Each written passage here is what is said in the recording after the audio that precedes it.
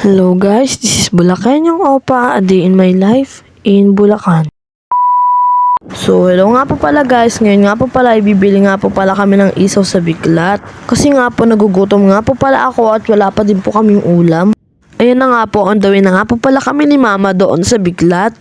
Ang Biglat nga po ay tabi lang namin ng barangay namin dito sa Magmarali, katabing-katabi lang po.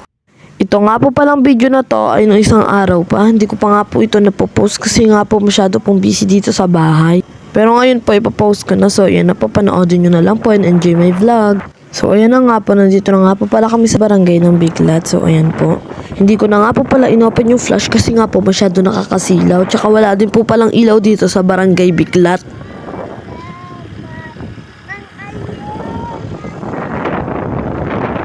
Ang ganda nga din po pala na nadaanan namin bahay dito, ang daming pailaw. Shout out nga po pala kung kanino man tong bahay. Fast forward nga po pala, nandito na kami sa Isawan. So ayan po. Dito nga po pala may nagtitinda ng isaw sa waiting shed ng Biglat. So ayan po, nandito na po kami at habang naghihintay nga po pala ay pinuntahan ko nga po pala yung bahay ng kaibigan ko. Pero ang result, hindi kami nakapag-meet.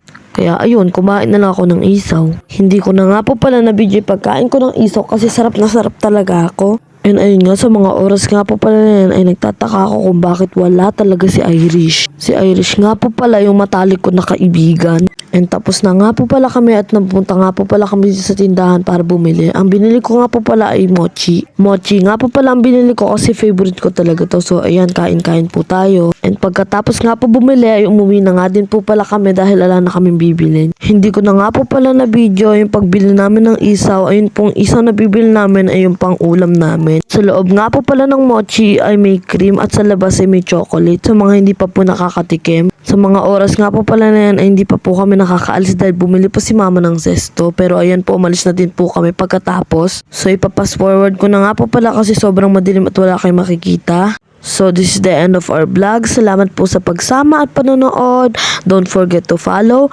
like and share. Yun lamang po at maraming salamat.